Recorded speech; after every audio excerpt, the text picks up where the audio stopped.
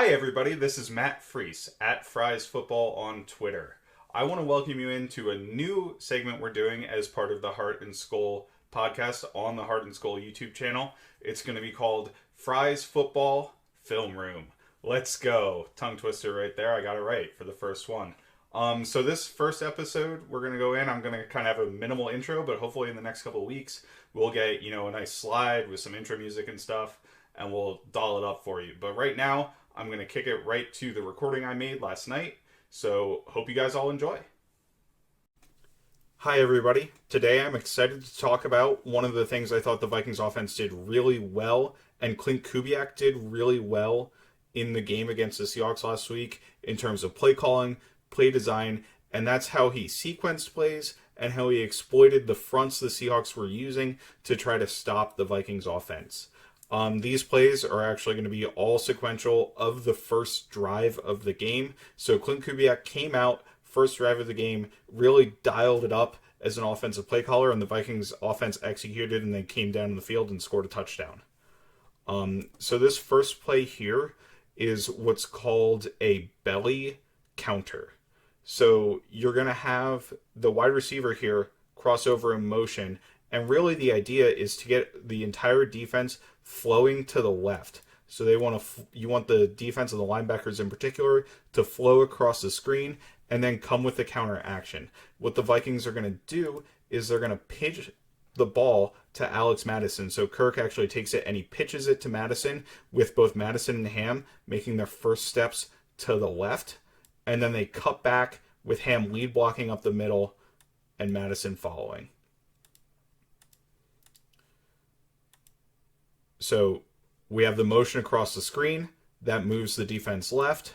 You can see the pitch, and now you have this cluster here where you've pushed the entire offense left, and you have a wide hole up here for CJ Ham to go and block Bobby Wagner. That's really the only thing that can stop Mattison on this play, and since Ham executes a block against Wagner good enough, Mattison gets a strong gain. So next play, you can see the Seahawks come out again in a heavy front. They've got three guys in between the tackles on the offensive line. That's called a bear front. You've got a 0 technique, a 3 technique, and another 3 technique here. So this is really good against what the Vikings like to do in terms of bread and butter and outside zone. There are a couple things you can do against it, but I really like this screen the Vikings draw up right here. So it's a screen, but they go like it's full play action and then they turn it into the screen. So here, this looks like a normal play action play. You have Mattison even potentially providing chip help here on the linebacker. However, what they're going to end up doing is they're going to let this linebacker free and release. So this looks like it's a downfield shot attempted by the Vikings. You have the linebackers dropping out of the picture, trying to follow Mattison, but they actually turn it into a screen. You have Cleveland, who swam by that player. Kirk gets the ball out over the defenders, and you've got Ezra Cleveland and Garrett Bradbury as lead blockers for Mattison and a wide lane for him to run down the field.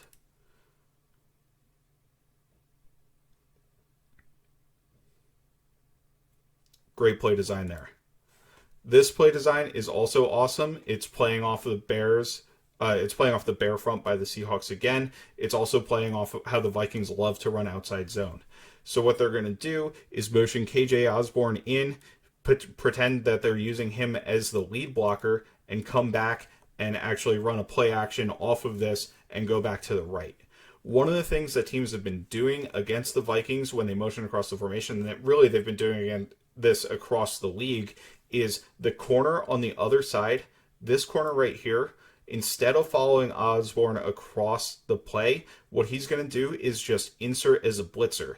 And the play action on this play really exploits that, because while he inserts as a blitzer, Kirk is able to roll out the backside.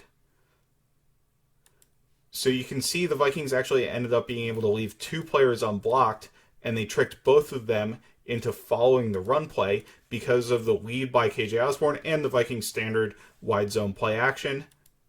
Neither of them are there to pick up Kirk. He leaves them in the dust.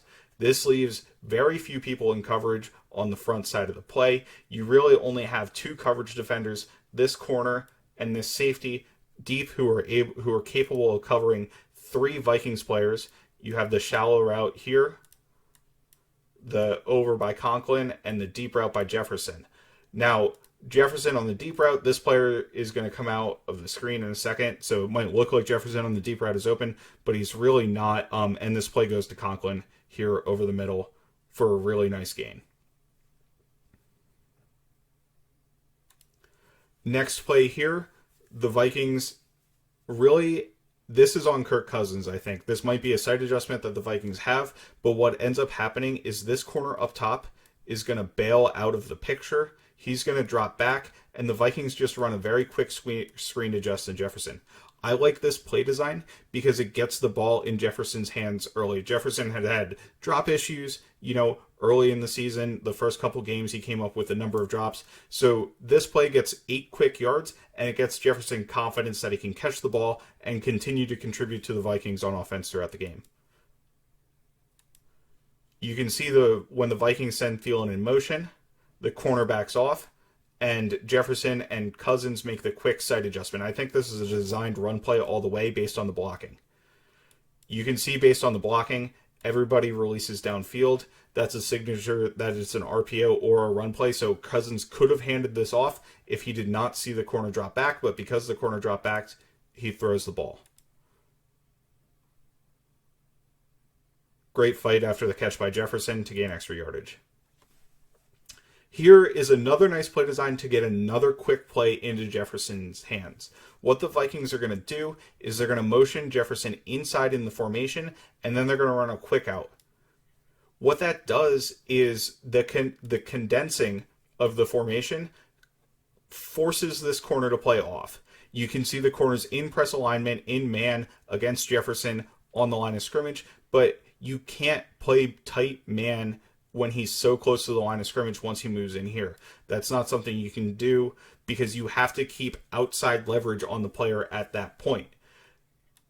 When he goes off, Jefferson's able to run a quick route underneath it, and the corner does not maintain outside leverage well enough, so it's an easy win and an easy completion and an easy first down. You can see Jefferson moved inside, the corner backed off. Now it's up to Jefferson to sell vertical, where the corner is actually taking inside leverage here. He's able to sell vertical, go out very quick, wide open first down.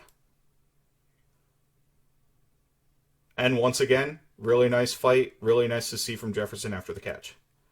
The next play here is something you don't typically see from the Vikings in their run game.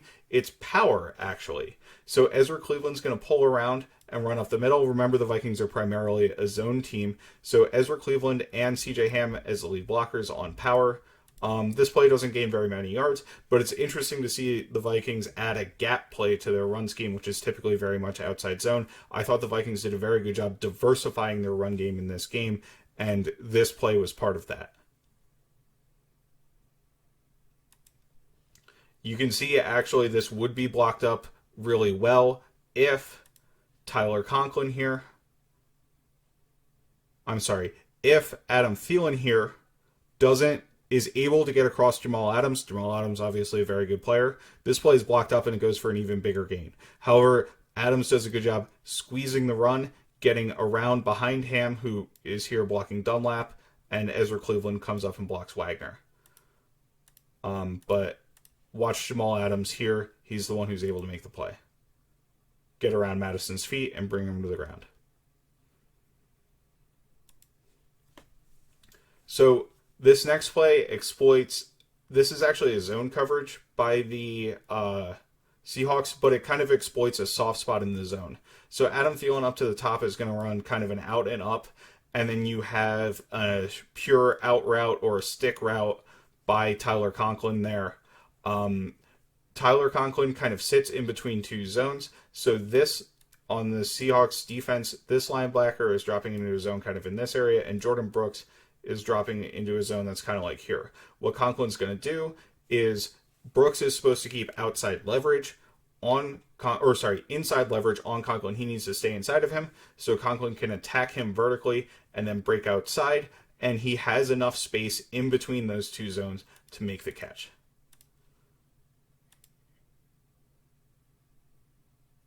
So Conklin attacks vertically, does a good job. You can see Brooks with inside leverage doesn't really have a chance against Conklin breaking to the outside. Conklin breaks to the outside. Throw is absolutely on the money, and he catches it for a touchdown. So that's all I have here. The Vikings' first drive, breaking down every play. I thought it was a great job of play sequencing by Klint Kubiak. I thought the first 4 plays were a great way to exploit what you would expect based on the Vikings' tendencies. They really broke some tendencies and did some new things, and that really helped them be successful on the first drive. Thank you all for watching this edition of Fry's Football Film Room here on the Heart and Skull YouTube channel. Please like and subscribe to the channel. You can follow me, Matt Freese, at Fry's Football on Twitter.